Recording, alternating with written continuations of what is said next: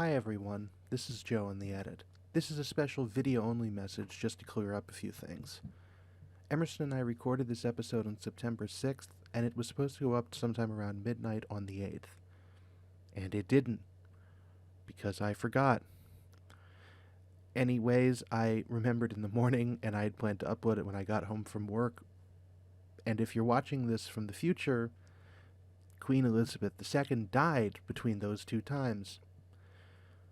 Ordinarily, I would not delay the video or add something in the edit, but A, this is not the first time this has happened. When we recorded Season 5, Episode 4 of the podcast, Russia invaded Ukraine literally 3 hours later, and B, in the contractually obligated banter segment at the beginning of the show, we do make a joke about having to cover world news, specifically to cover the recent formation of the Liz Truss government, and did not at all mention the death of the Queen because it had not yet happened yet. I just wanted to make that clear. Now let's get on with the episode. What is your username this time? Sledge Ravine. Fun. Sledge Ravine. If you've seen the episode we're going to talk about, you'll get it. If they're listening to the episode, then they will know that it is the episode. That's true. Ladies and gentlemen, there we Series go. 6, we are back. Yep. Welcome to Your Time Starts Now, a Taskmaster podcast. I am Joe, and he is Emerson. That it is. So, Joe, it's been a while since we've sat down and spoken. It has been. I felt really weird watching like good Taskmaster. Yeah, good hour long. Well, not including ads. Hour long with ads. Excuse me, Taskmaster. Yeah. But before we talk about that, what's happened in your life since we wrapped up our The Adventures of Buckaroo Banzai? That was it. Honestly, nothing. Like nothing of any particular note or interest. I went to see a comedian. You did say that. That we talk outside of this podcast, totally. Occasionally. I went to see, if you're a young person who has heard of this thing called the internet, you will most likely have heard of a comedian called Randy Feltface. He is a puppet, and you'll most likely know him from like the special Randy Writes a Novel, which was a pirated YouTube sensation. I went to see him in the lovely seaside. Well, I say lovely. It's a bit of a shithole. It's all right. The seaside, the seaside city of Brighton. We're recording this on Tuesday, the 6th of September. I saw him the previous day on Monday. You know, now that I think about it, the only other thing I have done recently is that, like, interestingly, on the topic of Australian comedy, Australian content, I did go see Men at Work, the old band that, the old 1980s band, a couple weeks ago. They were okay. I tell you, like, this is maybe an old band critique more than anything else, but they were basically a cover band of themselves. It was the lead singer, and that was it of from the original band members. Oh, okay. Yeah, everybody else was not. And listen, they played a small ballroom at the local casino, and they didn't even fill that. If you hear like a weird creaking noise, that's just my water bottle. Somebody bought a metal bottle and didn't consider that it would make noise. Yeah, but at the same time, it's reusable, and it holds up to 1 liter of fluid. So any plastic bottle that you can buy in the States can do that. But anyway, I want to quickly talk about Can I quickly talk about Randy? Yes. I'd first like to give a shout out to the guy who opened for him. Have you seen Schitt's Creek? Aware of it, didn't watch it. The guy who opened for Randy, I think, is Adam Cox from Schitt's Creek. You might know him as Have you seen the meme where it's there's a man and a woman and another woman walks past, and the man looks at the woman who walks past like, "Oh, damn!" And the woman he's walking with is like, "What the fuck are you looking at?" The distracted boyfriend meme? Yes, that's the one. He's not from that. That's a stock photo. Yeah, well, I googled Adam Schitt's Creek, and there was this one picture of him that came up, and then also that picture of the distracted boyfriend came up. So there has to be some sort of connection. Anyway, he was good. I actually saw him after the show, and I congratulated him on a great opener. Randy himself was very interesting. So they bring out the little, because Randy's a puppet, they bring out the stand that he has to spend the whole thing behind, right? Mm-hmm. Just as like the lights are about to come on, you can see the guy, his puppeteer, race off from out of behind the curtain with the puppet in his hand, and it's such a weird image. It's like watching a rat running past you in the dark. Yeah. But anyway, Randy himself was so much bigger in person than I thought he was going to be. Like, the physical puppet is about twice as big as I thought. Yeah. But anyway, it was great. He did all his typical jokes. But the most notable thing that happened was, I don't know if he's done it. He's definitely not done it in any of the stuff on YouTube. The guy, the puppeteer, actually took Randy off his hand and threw him up into the air. Why? Well, I can't remember exactly how we got to that Was point. it a bit? Was it a bit?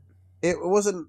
I mean, it was sort of. It was like the audience sort of like peer pressured him into doing it. I didn't necessarily want to see it because I thought, oh god, it's going to be like we're going to go it's going to be so jarring to just go from this like animated, funny little purple guy jumping up and down to just seeing his limp half body flying through the air. But it was a good laugh, and then he ended by getting everyone to sing "Sweet Caroline," which I mean, it's probably going to be out of sync because you're like one of us is like half a second behind the other. Yep, it's out of sync. We're on Zencaster, which, by the way, Zencaster has now updated their user interface, and it sucks ass.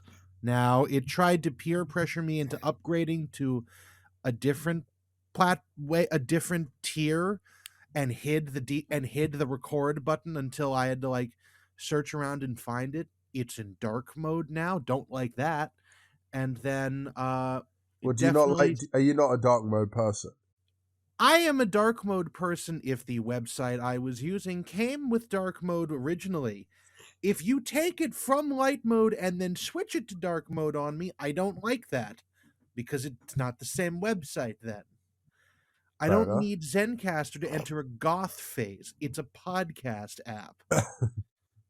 That's a funny way. Anyway, we've got some new jingles lined up that you'll Oh, probably hear in the also, edit. one other thing before we begin, we must have an in memoriam segment because while we thankfully did not lose any comedians during our time away, we did, however, lose a comedy show. We should all pour collectively, in case you didn't know this, like Emerson did when I talked to him last week, we should all pour one out for Mock the Week, which will no longer be recording episodes after the most current one of most current season, which I believe is 16. What beautiful phrasing. Dara O'Brien is now officially unemployed after yet another victim of vicious Tory policies, or whatever the political line could be. Should I play like some funeral march music here or something? Play taps or something.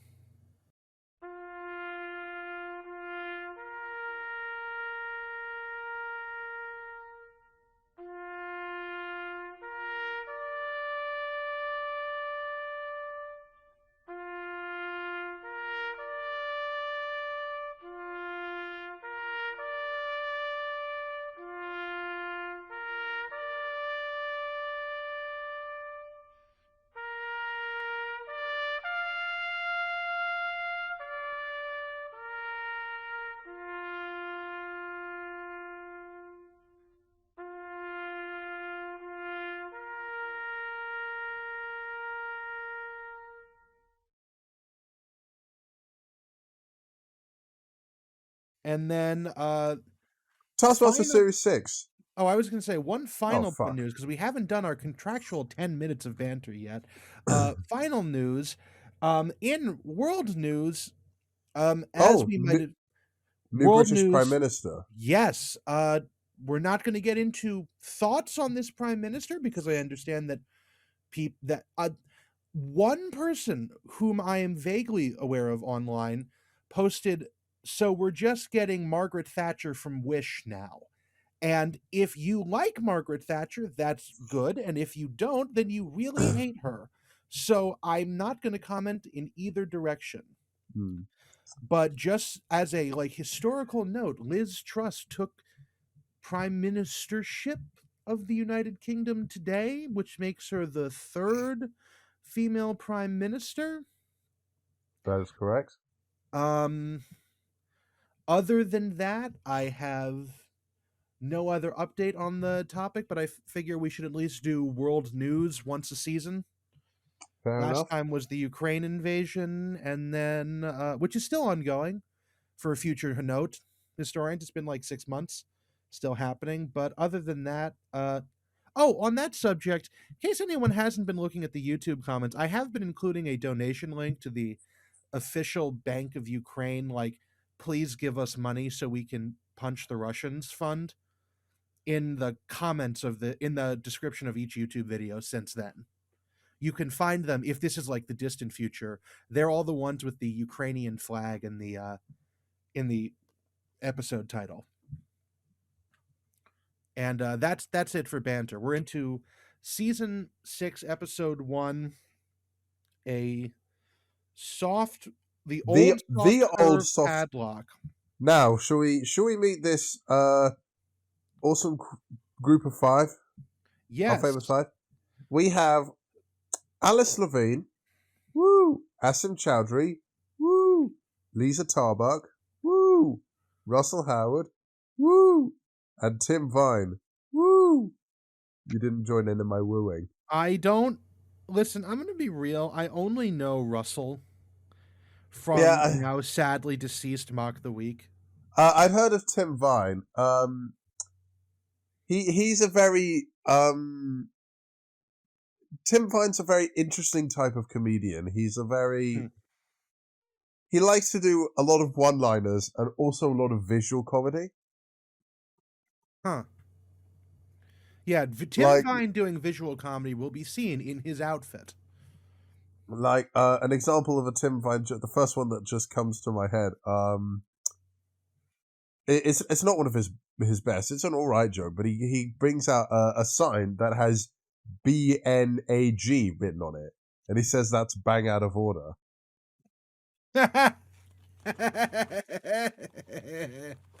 That's really good, actually. Oh, and another personal favorite of mine is what I was gonna say what's it, and this is another personal favorite. I can't remember one. He performs a song. The song is called "The Importance of Rehearsal," and I think you can probably tell where this is going. Uh-huh. Basically, he just gets bits of it wrong all the Yeah. time, and that's sort of. But yeah,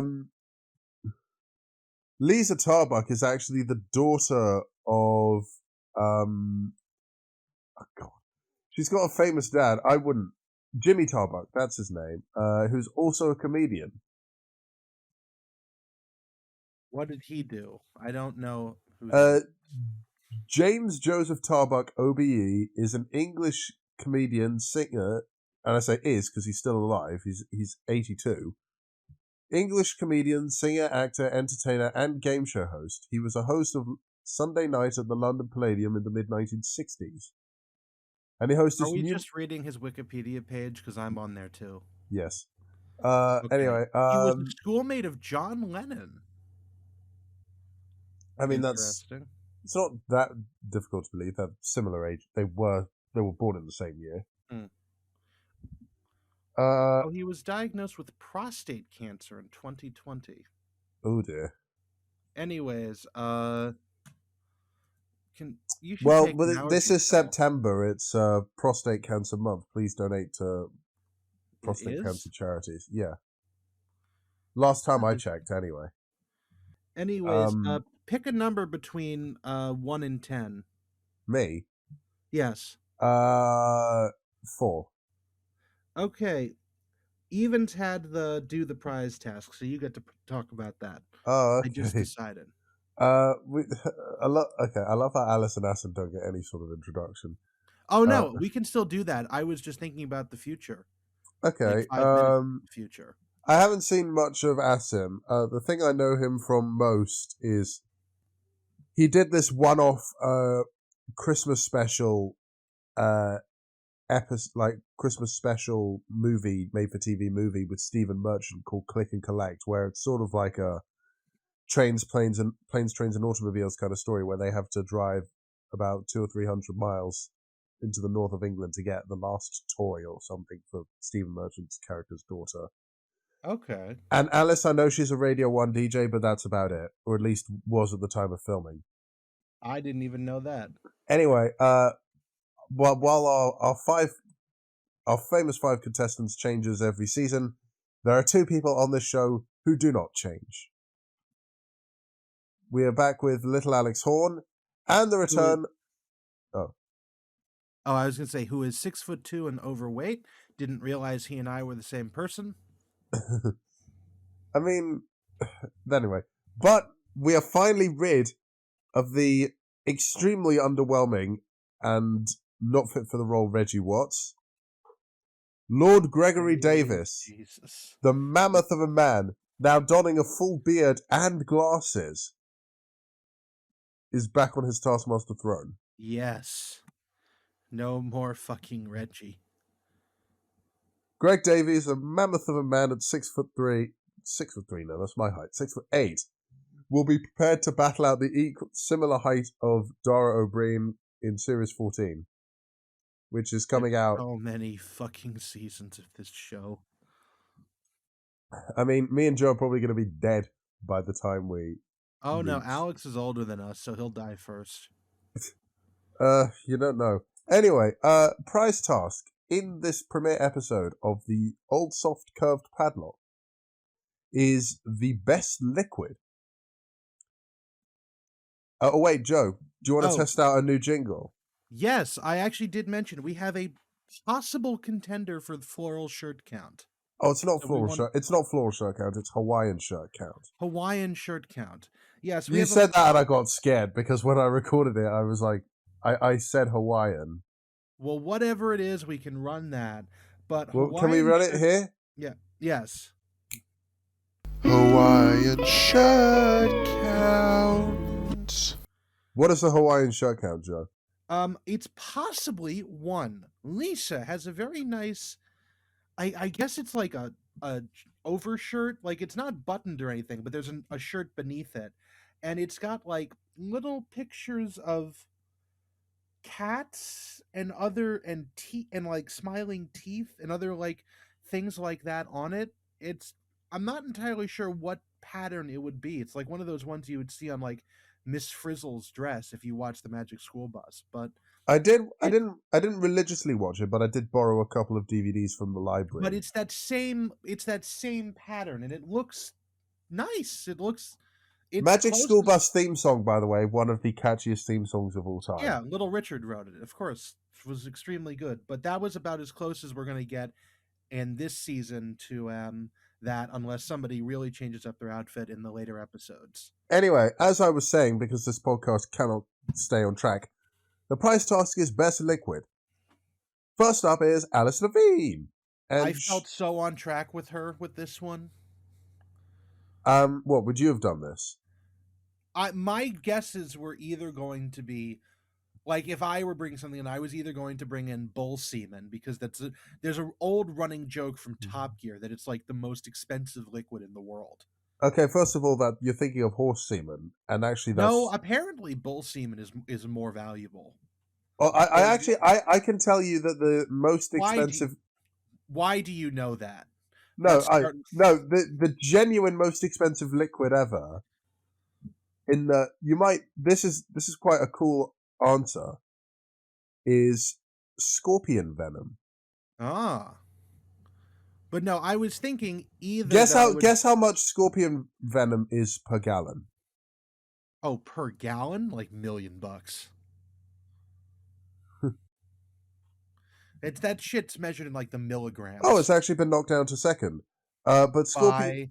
scorpion venom is $39 million per gallon. Yeah, that sounds about right. Most expensive... The most expensive liquid, according to this list, is Zolgensma, which is 2.1 million per dose. What is that? It is used to treat a rare neuromuscular disorder called spinomuscular atrophy. Anyway, anyways, Alice Levine did not bring in any of those things. She brought in some of her own blood, as I mentioned, and I was actually thinking that's what I would have brought in. And I love her teacher did the method of working out for her. A friend of hers who is a teacher, yes. Can I just say, I love how it came down to blood and gravy. Yes, so she did a bracket, like a single elimination bracket style chart of like different things, like a knockout tournament kind of thing. Yes, and like, oh my god, it was blood versus gravy, which is just ridiculous. Like some of the other stuff, there could be like an entire 25 minutes of just controversy over which should have won. But I do think that it's very funny. Anyway, Mr. Asim Chowdhury has brought in peanut dust flavored vape juice made for his character Chabuddy G. I don't know what show this is from, but it seems absolutely insufferable. I mean, Asim Chowdhury, he's not as... I've watched the season. He's not as bad as Paul Chowdhury. Their surnames are not spelt the same, by the way. But yeah.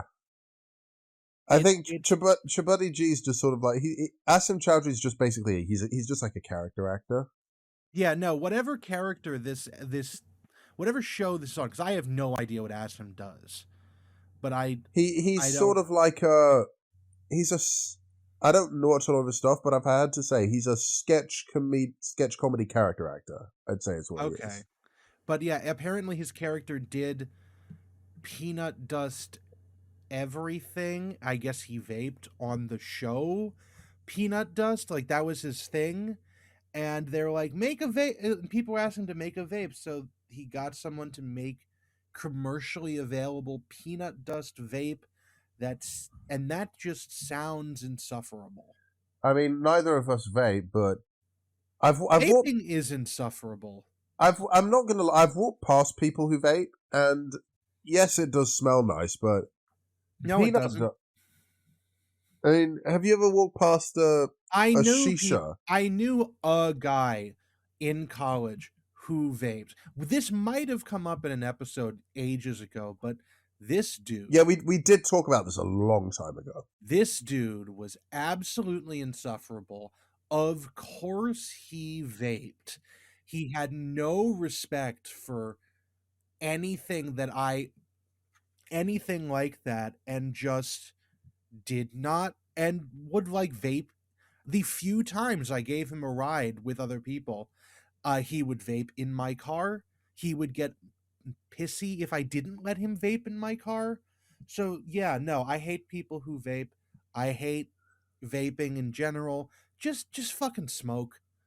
Just fucking smoke. I don't give a shit. Either smoke and die of cancer, or don't do it at all. I know the episode which we talked about vaping in, at least for the first time. Yep. It was the finale of Series 1. Yes, because someone brought in a vape. Ramesh. It was Ramesh who brought in his vape mod. Yeah, and I can maintain that vaping is insufferable. Anyway, back to the list. Lisa Tarbuck has brought in the cleanest water on the planet. Apparently, from Cabo de Hornos National Park in Chile. And it's the best because it's, and I quote, it's proper clean. And she says, and water is the base of everything, which fair enough. I mean, human beings are like 90%. Yes. More than 90% water, even. Then we have Russell. Big man Russell Howard. Woo! Russell, sorry, I got a bit carried away. Russell has brought in an aftershave called Brute for Men, and Russell's dad gave some of it to him to try when he was 8. And I can't remember exactly what Russell said after that, but I know that Greg said that it was the Greg only... cut him off before he could say anything. Yeah. Greg said that it was the only aftershave that he could buy when he was a young man, which is why he lost his virginity at the age of 35. Yep. And then next up... Hold on, Greg... You would have been 5 years old when... You would have been alive when Greg was still a virgin. I don't need to know that. You're going to be an uncle, mate. I know. Although being an uncle or an aunt is not as much of a wake-up call as being a parent. I don't need to know about Greg Davies' sex life in relation to my own age. Let's put it that way. And I'm guessing for our American have you seen his stand-up that... special on Netflix? It's like there's a lot of pictures. He takes his top off about 3 times. Oh, good. But anyways, just for our American listeners, I'm assuming that Brute for Men has basically the same reputation as Axe body spray does. Which is you have it in the UK, it's sold as Lynx. Oh, the Virgin Capital. Yes. I say Virgin Capital, you know what I mean. It has the exact same reputation across the Atlantic. That's good. Anyways, finally, Tim. Now I'm going to ask you, what the fuck is Benylin? Benylin, it's basically cough syrup. Oh, okay. This might just be like a brand name. Is it a brand name basically? Yeah, it is. It's just sort of it's basically just cough syrup. Okay. It's like you know, if we go back to like 2017, 2018 when the SoundCloud mumble rap phase really took off, people were drinking lean a lot, which was cough syrup mixed with Sprite, I think. Yeah, I heard about that. Okay, Benylin. I'm Googling Benylin right now. It's basically, Tim has brought in fizzy Benylin. So he's basically poured away half of the cough syrup and then added fizzy water on top of it. Yeah, I thought he was going to have, like, stuck it in... And Greg's reaction to this is like, he genuinely takes off his glasses, leans forward, because obviously Tim's last alphabetically, so he's in the chair closest to Greg, I think. But they're like, shut up, to Tim in his face. And it is a great moment. Anyway, I still haven't actually found what the hell the actual active ingredient in this fucking thing is. I want to make a proposal, Joe. What? Starting from this season, we do our best to say what we would bring in for each of the prize tests. I was thinking about that. We always say that and then we forget. But yeah. Well, should we try and get into a habit? Yes. I would have brought blood. I would have brought more blood than Alice did. Like, I was actually thinking, because Greg actually said, can anyone beat blood at the beginning of this? And I was thinking, yeah, I'd have brought in a fucking big bag of blood. Shall I tell you what beats blood? What? Booze. No. Yes. No. Well, even what I would do is I would take a shot of every single alcoholic substance in the world and combine it into one big vessel. How would you do that? How would you find all the alcohol in the world? I mean, every single different type. So vodka, gin, red wine, white wine, beer, pale ale, cider, all of it. There's too much alcohol in the world for that. You'd have to spend $30,000 and you couldn't even approach that. But that's why it'd be so great, because it'd be borderline impossible task. You'd have ruined $30,000 worth of good alcohol to make something that you can accomplish with Paint Stripper. But have you ever played Ring of Fire? It's sort of like what you get at the end of a game of Ring of Fire. No, I don't play drinking games. I drink recreationally, not habitually. Anyway, the scores are as follows. Tim's Fizzy Benylin gets 5, Alice gets 4, Lisa 3, and Asim and Russell both get 1 point apiece. Now, yeah. Shall I queue up our brand Do new, the extended, magical Taskmaster Joe jingle. do the drop. Ladies and gentlemen, for the first time on air, you're hearing the brand new, somewhat slightly better, although admittedly still shit, Taskmaster Joe jingle. It's the Taskmaster and his name is Joe, and he's gonna tell us what we should know. It's Taskmaster Joe. Right. So in first place, I am giving Alice because blood beats all.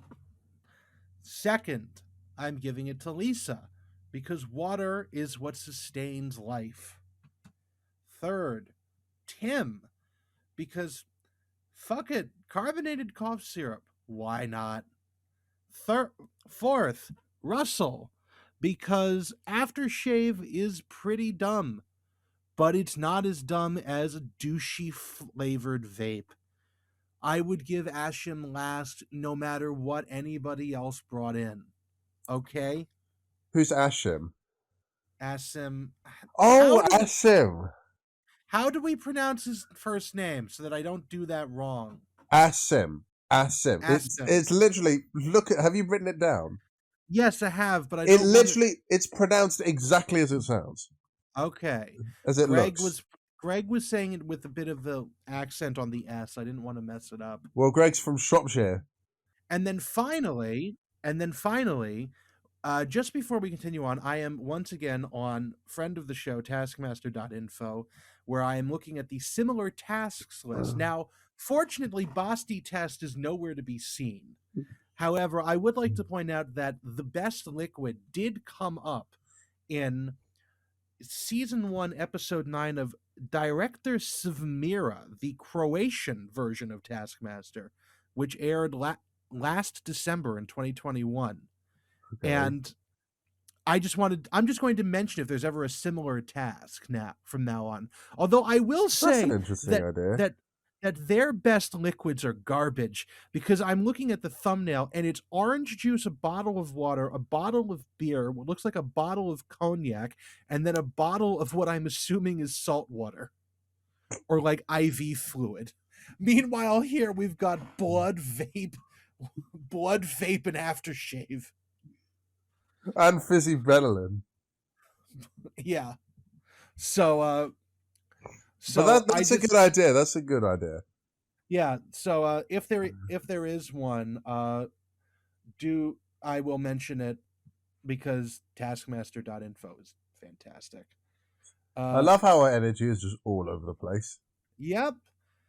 This is what happens when one of us records at 11 o'clock at night. Uh-huh. Yeah. So next up, this is the first VT task. First pre-recorded task. So they are out in the front portico of the house, and they are shown they are standing alone. The gate opens. Alex, sans jacket, walks out to strangely sexy music. Jazzy saxophone music. A wheelbarrow. Keep in mind that this is added in the edit later on with a like somewhat sepia tone visual effect, which means that in real life he's just walking down the driveway with no musical accompaniment whatsoever. The wheelbarrow has the task taped on the inside of it. And the task is perform the best stunt using this wheelbarrow. You have 1 hour. Your time starts now. So just to recap, as immediately Russell Howard reads the task, stands in the wheelbarrow, and almost falls and dies. Then that was not gonna lie, I found that hilarious. That was really funny. Because my man was just like he went in there with chest. It was just like whoa. Yep. And then we get back to the studio where Greg asks Alex why on earth there was a sexy walk, and Alex says because Greg told him to spice it up a little bit. Greg denies this and then further tells Alex, you have plenty of opportunities to be sexy at home. Yep, that's exactly what he says. Is great. Also, just like to point out that Alex, if you watch the different versions of this, because whenever he wheels the wheelbarrow over, they cut to somebody else's camera feed. You can actually see that he's wearing the jacket differently in each one because he's taken it off, but sometimes it's wrapped around his waist, other times it's over his shoulders Oh, like I a didn't cape notice. with I the actually didn't sleeves tied notice that. together. It's So sort of it's like what he did for Mel Gedroych.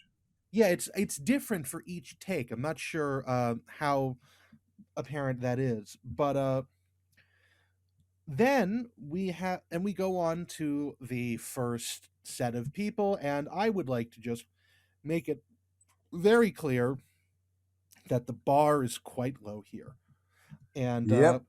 I think it's so a. at, I think it'll be a recurring theme as we continue to talk about this episode. But Asim, woo, Asim, okay, Asim, fair points to him, actually tries.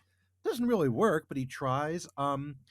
He has duct taped a bicycle to the handles of the wheelbarrow and like has set up some kind of scene where he is driving the wheelbarrow, crashing through a wall, and then rescuing a gorgeous woman portrayed by a mannequin.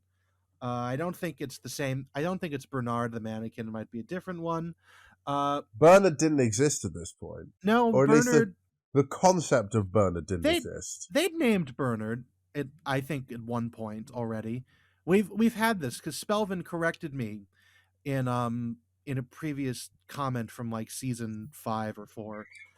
But it's shockingly enough, they actually show the crash through the wall in slow motion. It doesn't look great.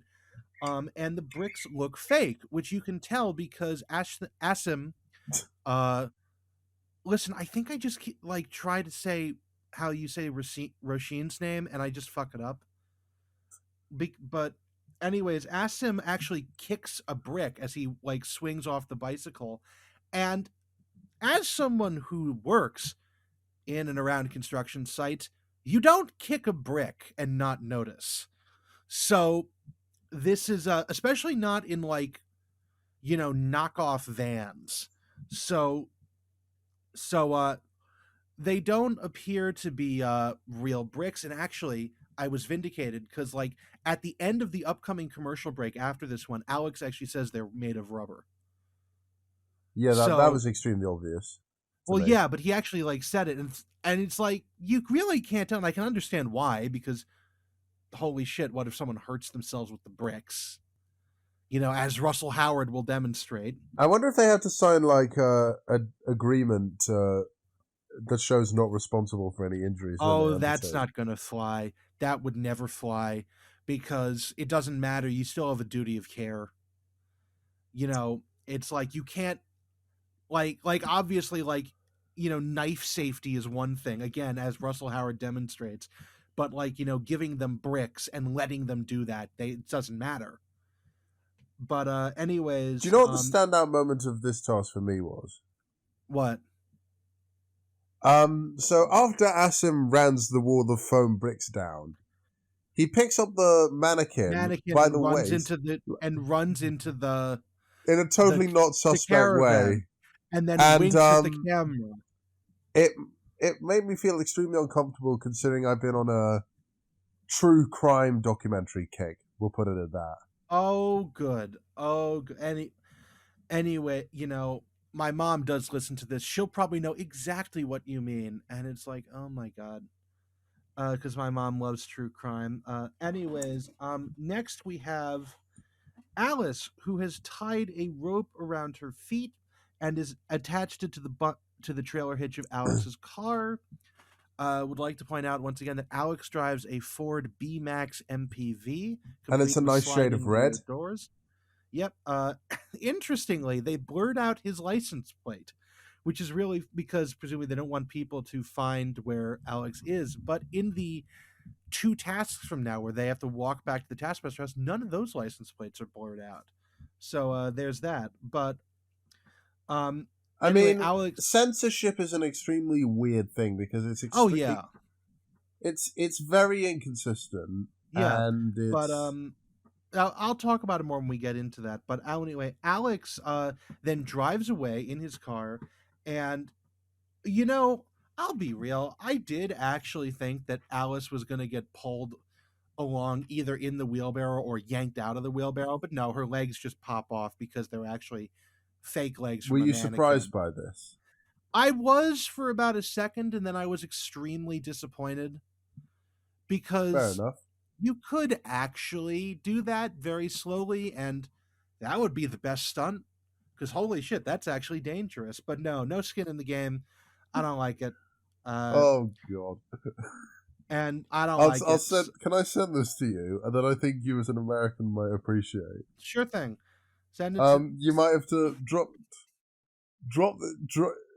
this in like.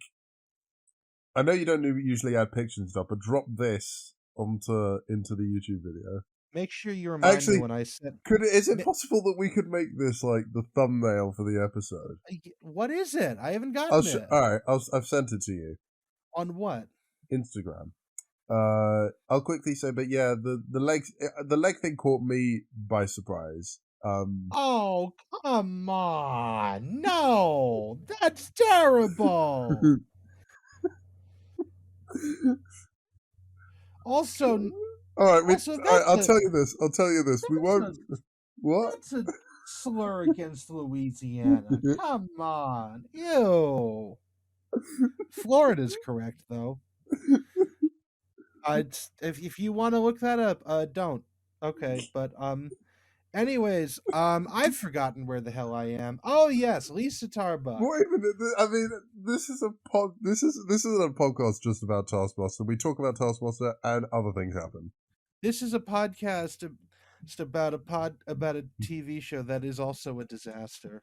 This is a podcast about two guys who drive a fast race car to stop the evil monkey man and save the day. What? Doesn't matter.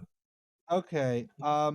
So yeah, Lisa created a zip line for the wheelbarrow. This is actually, I feel, one of the more inventive tasks we've ever seen. She actually manages to kludge together a zip line out of a rope.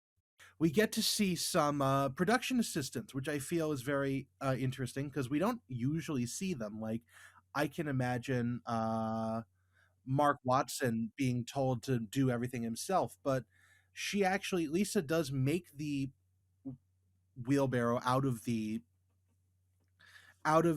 make the wheelbarrow onto the zip line, and then they push it up the rope, which is tied off to the radio antenna on the side, and it works. It rolls down the thing. By the way, the production assistants are in jumpsuits, which is something that we've never seen before, because usually the camera crew is just wearing whatever, or in the one case with Al Murray, they're wearing nothing. But seeing that was really kind of interesting. And then also Lisa made it look like a creature for some reason. Yeah, like a fly. Yeah, which is weird because it has human hands and no eyes and was delivering a box of chocolate. Maybe it's Jeff Goldblum, but life is like a box of chocolates. That's not the voice. That is nowhere near the voice. Is it more southern? Like, life is like a box of chocolates. You have correctly guessed it's a southern accent, but in no way, shape, or form have you gotten the southern accent right. I mean, at the end of the day, you're going to get the reference no matter what. I mean, yeah, probably. Yep. Anyways, Lisa made it look like that because she wanted to create a creature. As I said, it was a fly, and then Greg said that the only time he'd ever seen anything comparable to that was when he was coming down from painkillers following a kidney stone operation. So, whoosh. Bit weird. Well, there's a lot of money for you. Yeah. Then on to Russell, who Russell did great in this one. You clearly felt much more strongly about this than I did. Russell, it's fantastic. He fills the wheelbarrow with sharks, with a fake shark, fills a garbage can of a bin of doom full of bricks, which are again the same rubber bricks we had before. And then he shares. He and Alex, because Alex is pushing him. They have each a shot of gin and then a cigarette. It's hilarious because they can't actually get the cigarettes to light for like love or money. I mean, It I'll takes give them them like props for that. five Kudos to these tries. men for not being smokers in their adult years. Yeah, and also, it's like if you're in England, it's called something that in America, if you said that in the right place, probably get you a Title IX violation because you're not supposed to say that anymore. Hmm. And that's what look up slang terms for cigarettes if you don't know what I'm talking about. And then yeah, Russell hops in head first on this wheelbarrow. Alex pushes him into it. He's wearing a helmet and they're wearing sunglasses, and then he falls out of the wheelbarrow, and it's great in slow motion. It's great. It's hilarious. And then we have Tim Vine. Tim Vine. Oh no. So you can see Tim's thought process as he goes through this because he finds some tiny little children's sled, or as you would call it in England, a sledge. Yeah, And both he names are equally viable. We're not going to debate over which is. he realizes that it fits between the like landing legs of the wheelbarrow, and it's like, okay. And I personally thought that he was maybe going to try and jump on it and like use the wheel, like he was going to get a running start, jump on the sled and slide off, because he was like seeing if it would go over the wheel of the wheelbarrow because the wheelbarrow's upside down. And then he puts some couch cushions underneath it, calls the entire stunt sledge ravine, and then proceeds to lie on top of the sledge and slide down about 6 inches while having Alex throw tennis balls at him. Not a lot, just 4 of them that he swats away while wearing boxing gloves. It is truly the most pathetic thing I've seen in ages. I mean, It's so Tim bad. and Sledge Ravine is the character that he creates, and it's just Yeah. The stunt was called Sledge Ravine. Alec Russell built on the joke during the scoring bit because Well, I mean, I wouldn't be surprised if Sledge Ravine was Tim's alter ego. yeah, because and so when we get to the scoring, Asim gets last, Of Tim course. gets fourth, which I didn't agree with that, but we'll get to that in a second. Lisa gets third, and then Russell actually says that his thing had everything. And then he says Alex playing Sledge Ravine Jr. or something like that. And Greg uses that as an excuse to give him second place because he was torn between Russell's and Alice. Listen, it's because he really liked Alice's. And Greg Davis is such a twat in a likable way. yes, and so that's how Greg scored it. Do the drop now. Oh, It's the Taskmaster and his name is Joe and he's gonna tell us what we should know. It's Taskmaster Joe. Real fine technical quality on this show. Then we don't for do me, this. We don't do this to get paid. We do this because we're fun and we love Taskmaster. Yep. For me, first place, joint first for Lisa and Russell. I loved that Lisa actually managed to get the zip line to work. I think that's the first time in ages we've seen an ambitious project succeed as a Taskmaster task. And then Russell's was just great. Alice gets third place because it can't be worse than Tim and Asim. Asim gets fourth place for effort, and Tim gets stone dead last. If I could, I almost want to give him no points. I've just had an idea. What? What if at the end of the series, all of your Taskmaster Joe scores get added up, and we give you nominate your winner to take home the trophy? We could absolutely do that if we remember, or if we have them written down. Watch us just forget. Watch us just forget. Watch us never do it. We've done this for every season so far. And do you know what we've never done? That. Because you know what that would have to do? Math. Lots of work. Lots of work. If somebody else wants to do it, we will take your results and give you credit as we read them out on whatever the next season's video is. But I don't want to do it. And then, Okay, if you say so. I certainly do not want to do that much math. Do you? I mean, not really. Okay. And then, before we continue on to the next task, again, we're going to take a look at the similar tasks section on taskmaster.info and Season 3, Episode 1 of Basti Test. Perform the best wheelbarrow stunt. So they're at it again. Big up Basti Test. Basti Test. However, who can perform the lowest unique number of different stunts with this wheelbarrow? God. However, that is basically all Basti Test is. Yeah, however, this is the only stunt, the only other time that it's been done was on Basti Test. And it's only been done once, which is fortunate. I mean, of course, that's a statement subject to change. Yes. As is most things in life. Anyway, on to VT Task 2. Make the highest tower using only what's in the bowl. You may wield the knife a maximum of 5 times.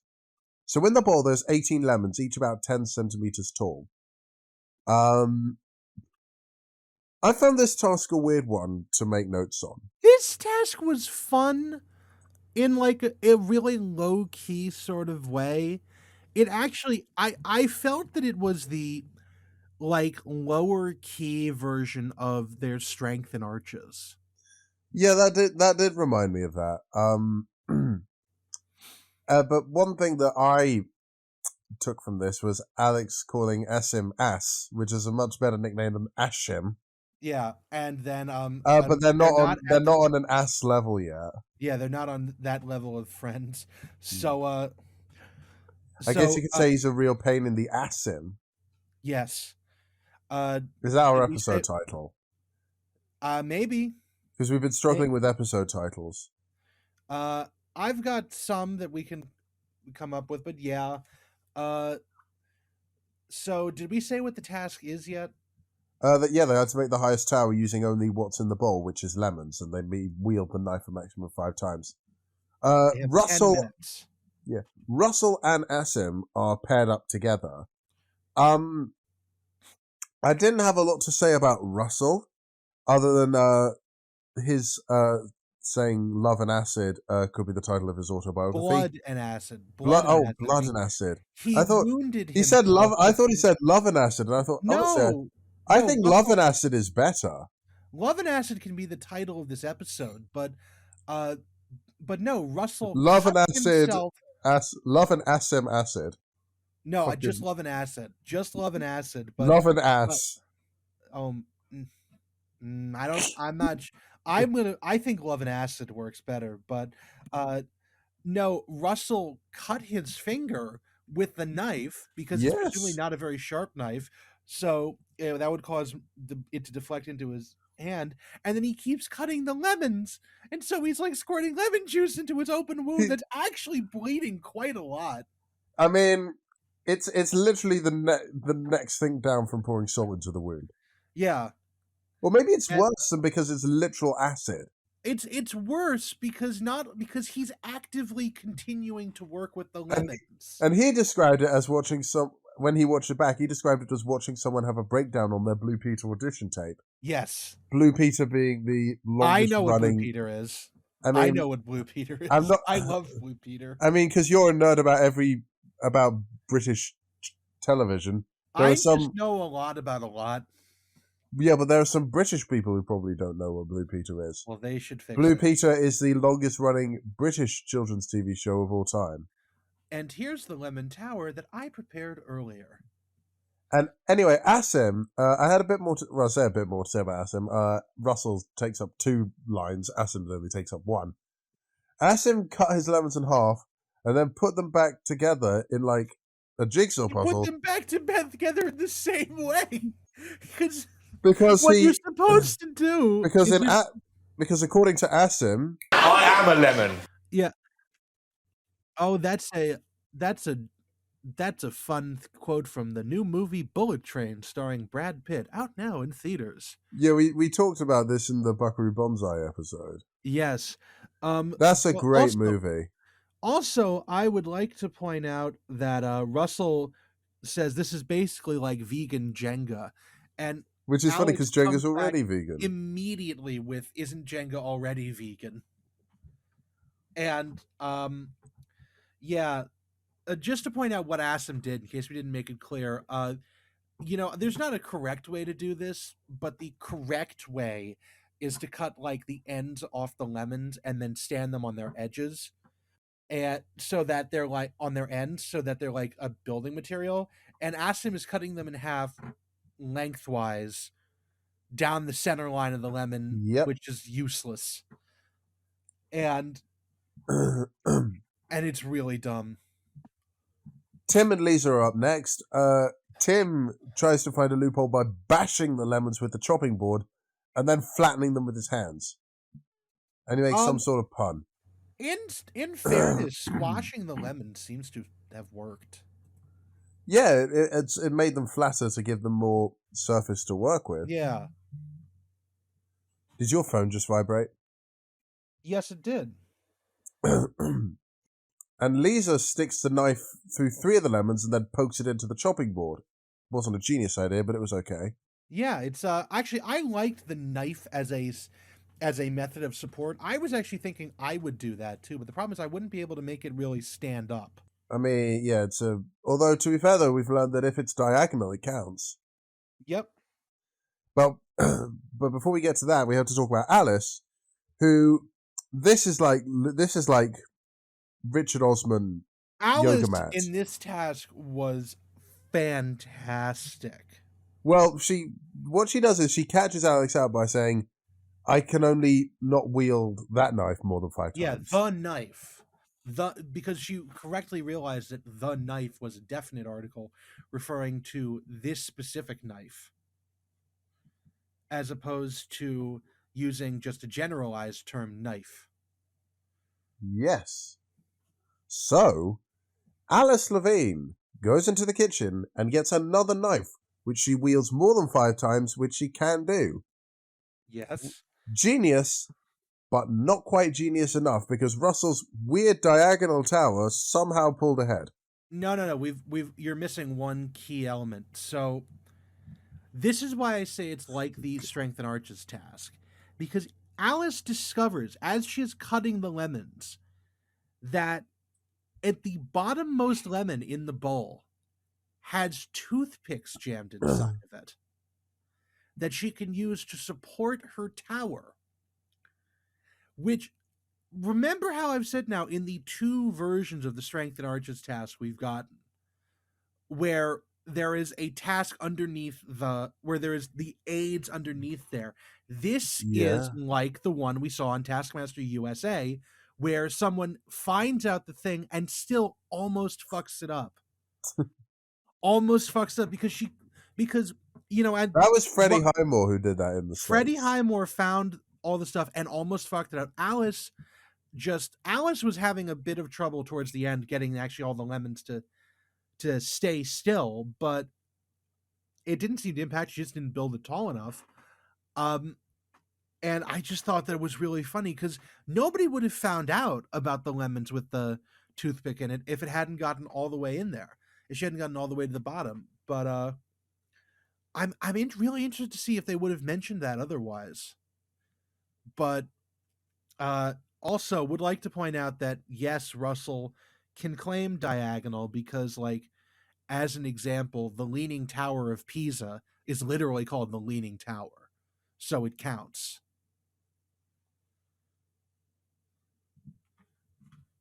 Did I lose you? I did not lose you. Did I lose you? Emerson. God damn it.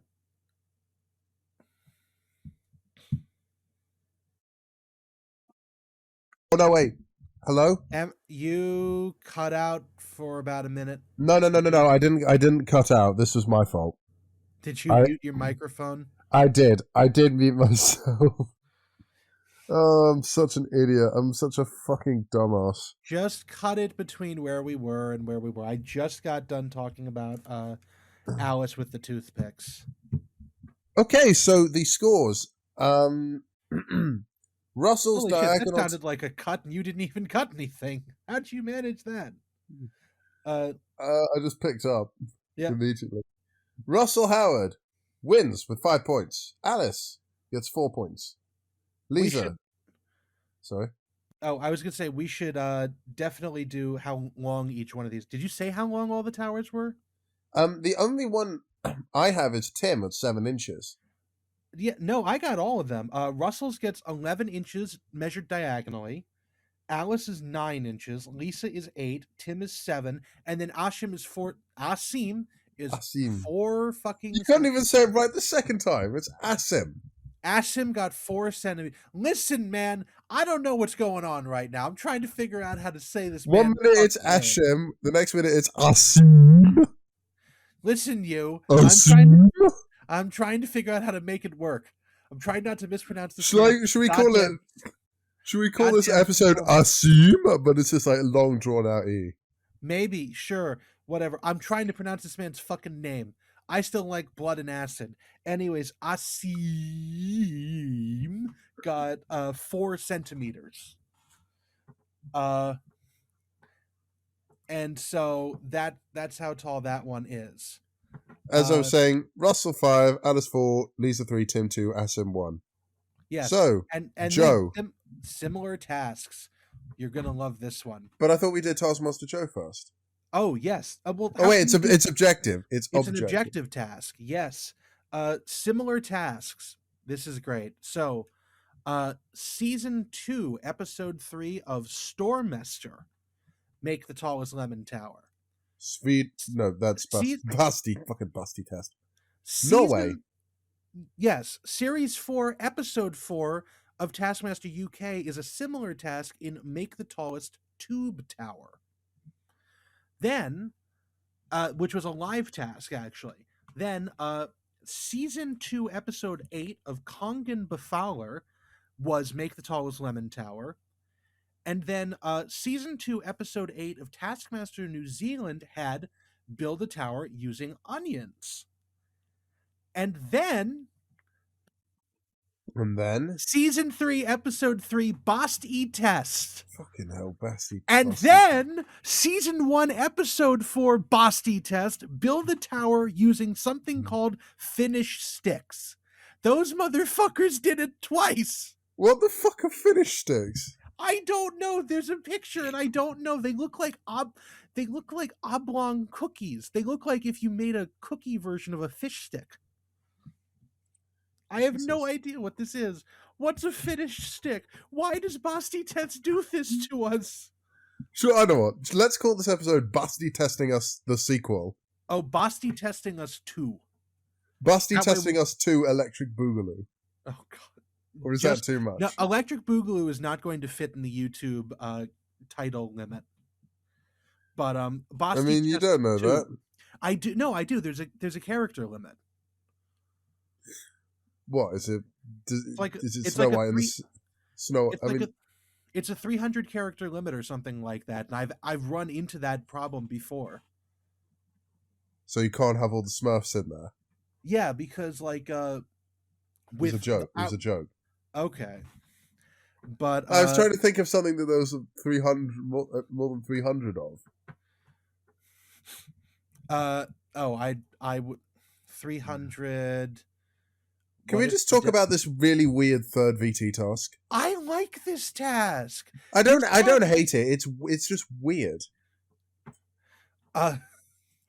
Okay. Yeah, no, it's really fun. So this one we get this with the only time to date we've gotten a satellite overlay of where the Taskmaster house is.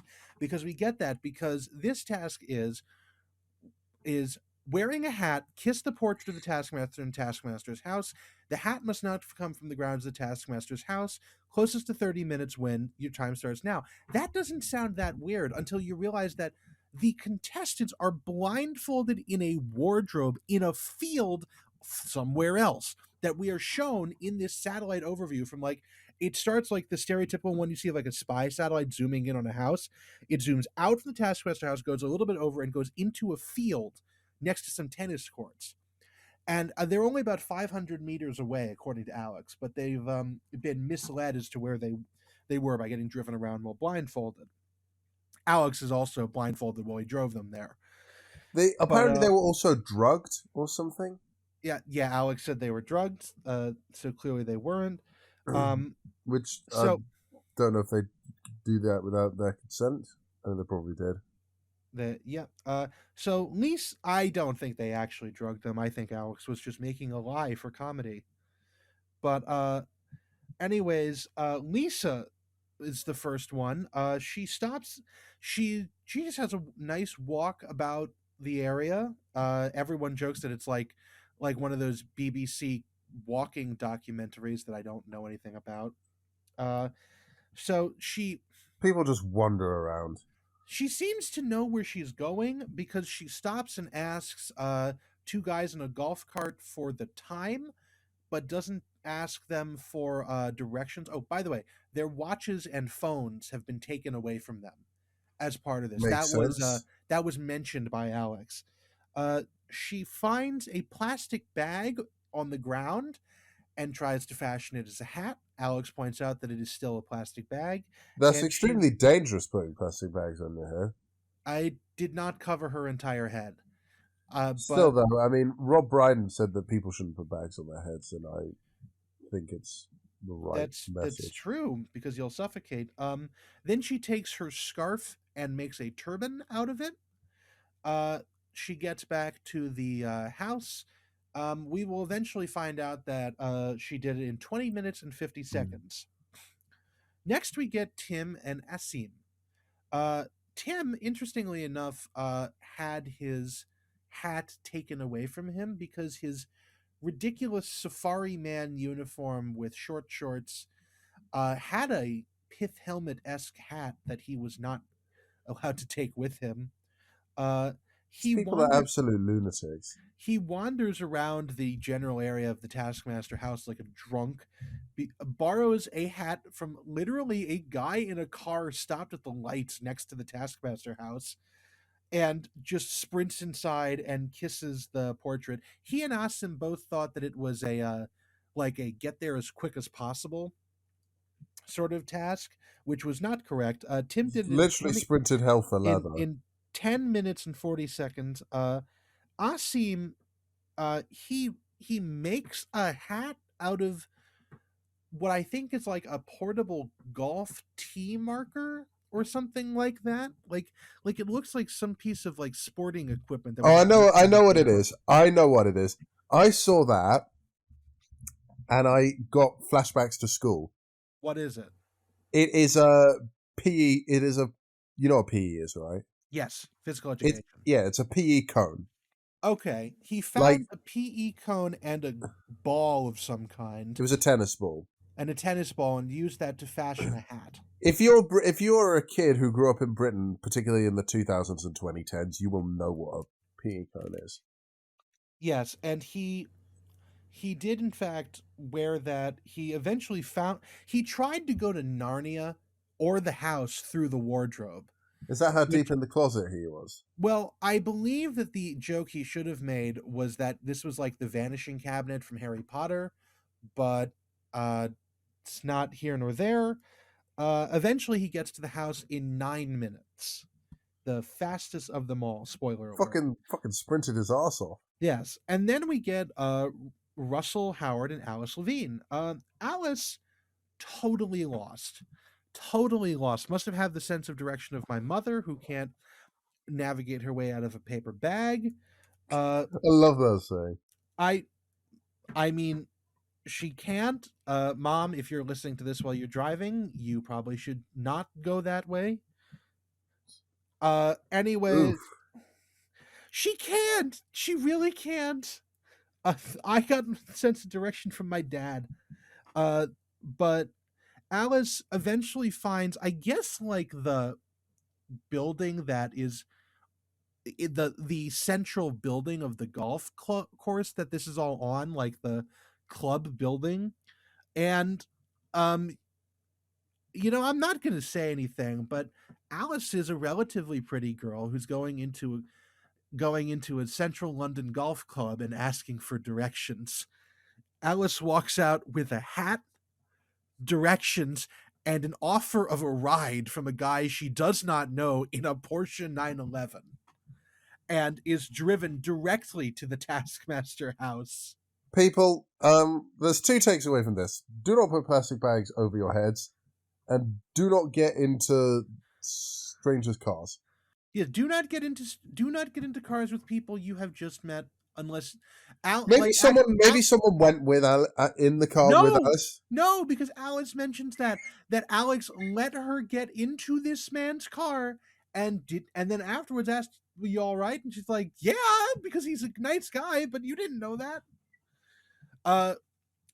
But I mean, we need to trust more like genuinely nice people, but at the same time, yeah. At the same time, the 1970s happened. You know who died in the 1970s more than anybody else? Hitchhikers. They all got murdered. Why do you think nobody hitchhikes in the United States anymore? Because they all fucking got killed. I mean, I'm Anyways, not from the States, so I know fuck you all. watch any true crime documentary. It's all fucking hitchhikers. Anyways, Alice is driven to this place, which this is where I wanted to talk about the car license plate blurring, because when Lisa was walking by, she was walking by parked cars and you could see license plates. And when Alice and Russell both rode in cars, both the cars pulled right up, and the car that Tim borrowed the hat from, all of them had the license plates on full display, were not blurred. And I just thought that was very interesting, specifically because they blurred it in the one for Alex's car earlier, but not for this. And I know that you can get somewhat more information from a license plate in England than you can here in the States. Like, how about we just call this episode "Censorship is Weird"? We're gonna call this something at this blood point. and acid. Censorship is weird. A whole hodgepodge of the Basti test. I don't. Whatever. Anyway. Basti testicles. No. No. Also, yeah, Alice borrows a hat from a guy at the golf center, and I don't know if she gives it back. It's not entirely clear. Again, it's the whole thing of her being. Did you mention I'm sorry, I'm lagging behind here. Did you mention this was basically opposite the film where they did the sat-nav drawing task? Where I did not, because I didn't know that. Well, basically, it's like if you walked through the clump of trees that was just behind them, you would be in that field where Ramesh drew the self-portrait of himself. Huh. Anyways, on top, then we have Russell Howard, who plays the game correctly, but also not, because Russell correctly deduces that Alex probably has his phone on him, and so has Alex call his manager, Russell's manager, who then sends an Uber to pick Russell and Alex up and drive them to the Taskmaster house.